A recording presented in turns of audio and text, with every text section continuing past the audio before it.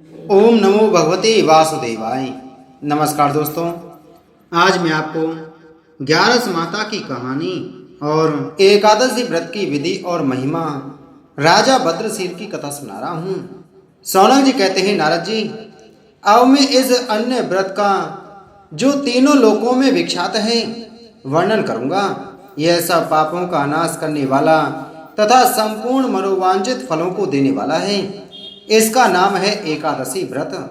यह भगवान विष्णु को विशेष प्रिय है। ब्राह्मण, क्षत्रिय, वैश्य, शूद्र और स्त्री जो भी भक्ति पूर्वक इस व्रत का पालन करते हैं उनको यह मोक्ष देने वाला है। यह मनुष्यों को उनकी समस्त अभीष्ट वस्तुएं प्रदान करता है। विप्रवर, सब प्रकार से इस व्रत का पालन करना चाहिए क्योंकि यह भगवान विष्णु को प्रसन्न करने वाला है। दोनों पक्षों की एकादशी को भोजन ना करें।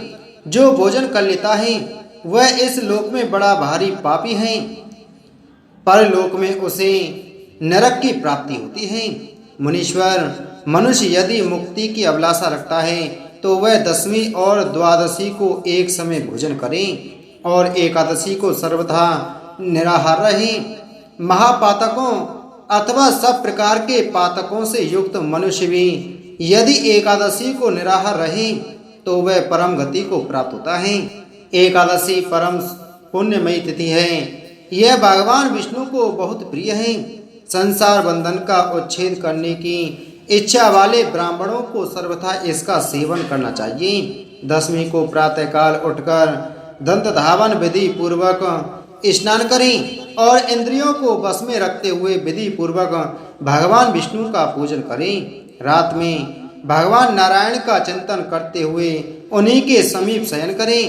एकादशी को सवेरे उठकर शौच स्नान के अनंतर गंध, पुष्प आदि सामग्रियों द्वारा भगवान विष्णु की विधि पूर्वक पूजा करके इस प्रकार कहें, कमल नयन अच्युत, आज एकादशी को निराहार रहकर मैं दूसरे दिन भोजन करूंगा। आप मेरे लिए शरणदाता हो। सुदर्शन चक्रधारी देवदेव भगवान विष्णु के समीप भक्ति भाव से उक्त मंत्र का उच्चारण करके संतुष्ट चित्त हो उन्हें एकादशी का उपवास समर्पित करें। व्रती पुरुष नियम पूर्वक रहकर भगवान विष्णु के समक्ष गीत, वाद, नृत्य तथा प्राण श्रवण आदि के द्वारा रात में जागरण करें। तदंतर द्वादशी के दिन प्रातःकाल उठकर व्रतधारी पुरुष स्नान करें और इंद्रियों को वश में रखते हुए विधि पूर्वक भगवान विष्णु की पूजा करें। विप्रवर, जो एकादशी के दिन भगवान जनार्दन को पंचामृत से स्नान कराकर द्वादशी को दूध से नहलाता है वह श्रीहरि का सारूप्य प्राप्त कर लेता है। पूजन के पश्चात इस प्रकार प्रार्थना करें, केशव, मैं अज्ञान रूपी तिमिर रोग से अंधा हो रहा हूँ। मेरे इस व्रत से आप प्रसन्न हो और प्रसन्न मुख होकर मुझे ज्ञान दृष्टि प्रदान करें। विप्रवर, इस प्रकार द्वादशी के दिन भगवान लक्ष्मीपति से निवेदन करके एकाग्रचित हो यथाशक्ति ब्राह्मणों को भोजन करावें और उन्हें दक्षिणा दें। तत्पश्चात अपने भाई बंधुओं के साथ भगवान नारायण का चिंतन करते हुए पंच महायज्ञ बलि वैश्वदेव करके स्वयं भी मौन भाव से भोजन करें। जो इस प्रकार संयम पूर्वक पवित्र एकादशी व्रत का पालन करता है वह पुनरावृत्ति रहित वैकुंठ धाम में जाता है।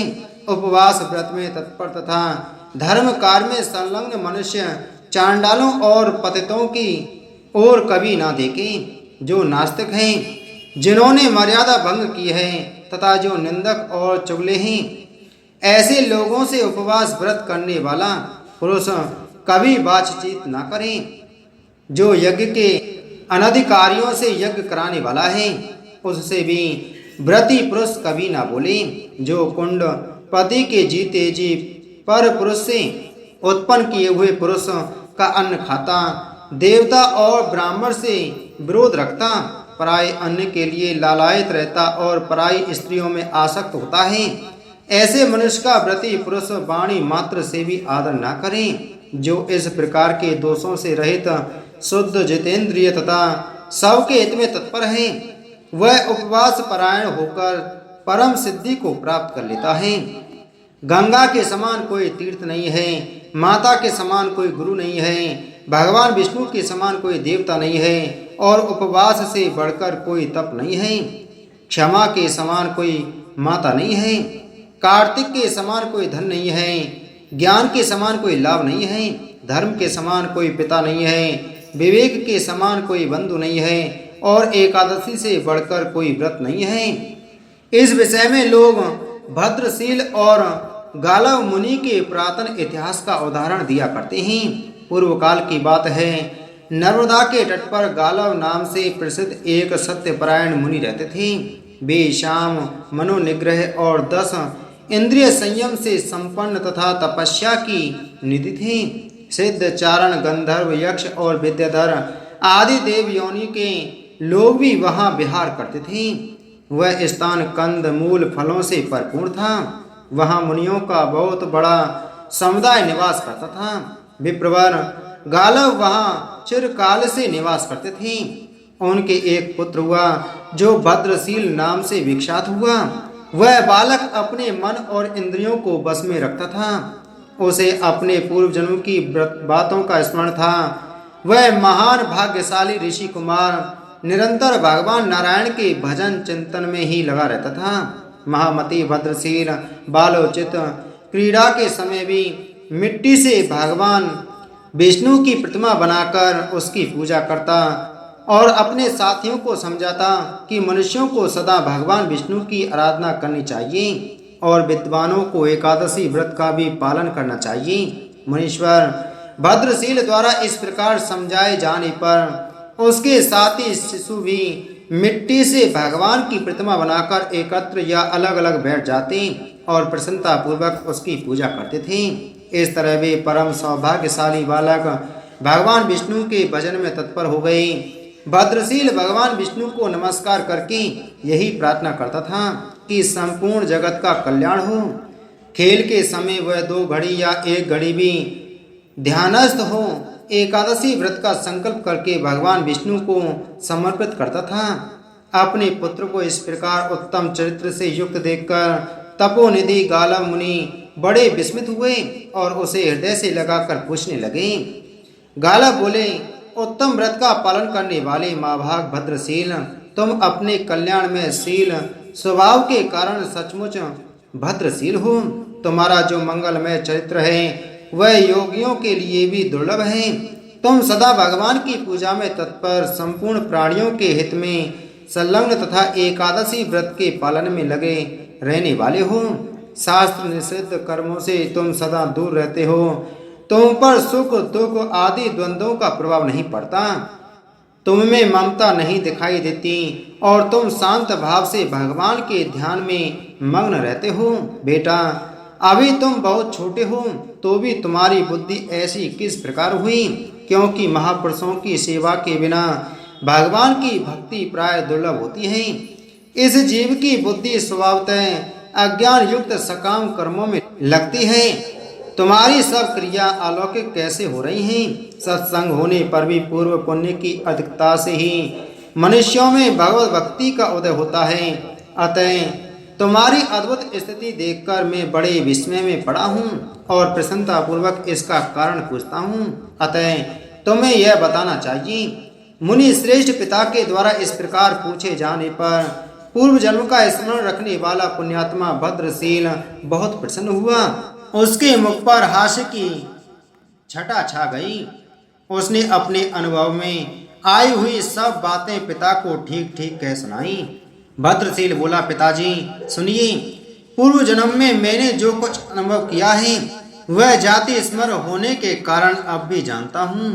मुनि श्रेष्ठ, मैं पूर्व जन्म में चंद्रवंशी राजा था। मेरा नाम धर्म कीर्ति था और महर्षि दत्तात्रेय ने मुझे शिक्षा दी थी। मैंने 9000 वर्षों तक संपूर्ण पृथ्वी का पालन किया। पहले मैंने पुण्य कर्म भी बहुत से किए थे, परंतु पीछे पाखंडियों से बाधित होकर मैंने वैदिक मार्ग को त्याग दिया। पाखंडियों की कूट युक्ति का अवलंबन करके मैंने भी सब यज्ञों का विध्वंस किया। मुझे अधर्म में तत्पर देख मेरे देश की प्रजा भी सदैव पाप कर्म करने लगी।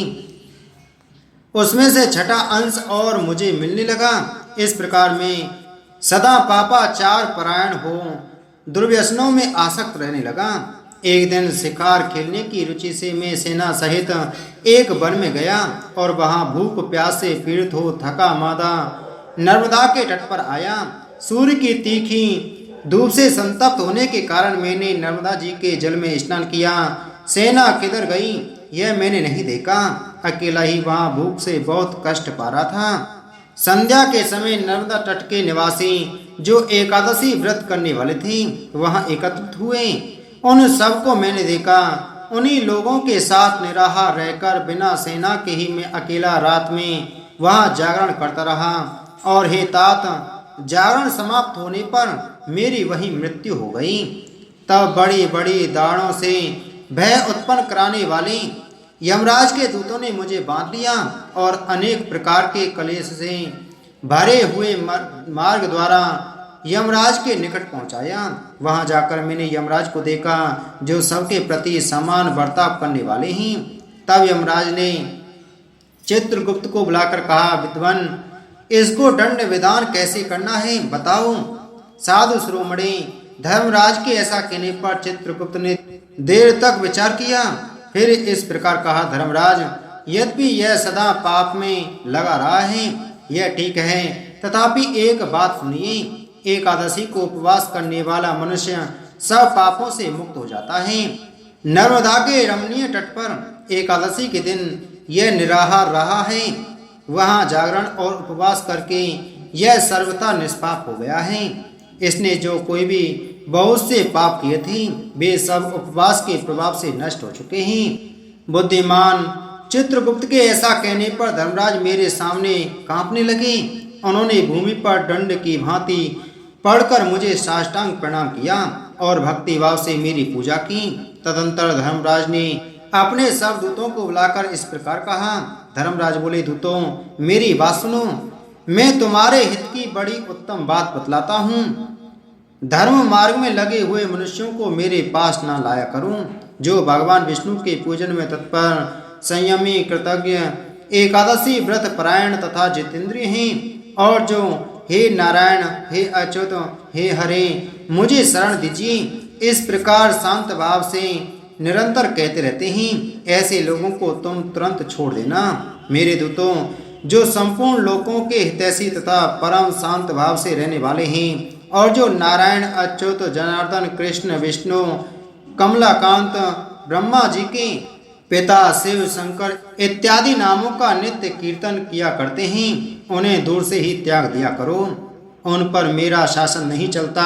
मेरे सेवकों, जो अपना संपूर्ण कर्म भगवान विष्णु को समर्पित कर देते हैं, उन्हीं के भजन में लगे रहते हैं, अपने वर्णाश्रमोचित आचार के मार्ग में स्थित हैं, गुरुजनों की सेवा किया करते हैं, सत्पात्र को दान देते, दीनों की रक्षा करते और निरंतर भगवान के जप कीर्तन में संलग्न रहते हैं, उनको भी त्याग देना। दूतगण, जो पाखंडियों के संग से रहित, ब्राह्मणों के प्रति भक्ति रखने वाले, सत्संग के लोभी, अतिथि सत्कार के प्रेमी, भगवान शिव और विष्णु में समता रखने वाले तथा लोगों के उपकार में तत्पर हों, उन्हें त्याग देना। मेरे दूतों, जो लोग भगवान की कथा रूप अमृत के सेवन से वंचित हैं, भगवान विष्णु के चिंतन में मन लगाए रखने वाले साधु महात्माओं से दूर रहते हैं, उन पापियों को ही मेरे घर पर लाया करो। हे दूतों, जो माता और पिता को डांटने वाली, लोगों से द्वेष रखने वाली, हितैषी जनों का भी अहित करने वाली, देवता की संपत्ति के लोभी, दूसरे लोगों का नाश करने वाले तथा सदैव दूसरों के अपराध में ही तत्पर रहने वाले हैं, उनको यहाँ पकड़ कर लाओ। मेरे दूतों, जो एकादशी व्रत से विमुख, क्रूर स्वभाव वाले, लोगों को कलंक लगाने वाली, पर निंदा में तत्पर, ग्राम का विनाश करने वाले, श्रेष्ठ पुरुषों से बैर रखने वाले तथा ब्राह्मण के धन का लोभ करने वाले हैं, उनको यहाँ ले आओ। जो भगवान विष्णु की भक्ति से मुंह मोड़ चुके हैं, शरणागत पालक भगवान नारायण को प्रणाम नहीं करते हैं तथा जो मूर्ख मनुष्य कभी भगवान विष्णु के मंदिर में नहीं जाते हैं, उन अतिशय पाप में रत रहने वाले दुष्ट लोगों को ही तुम बलपूर्वक पकड़कर यहाँ ले आओ।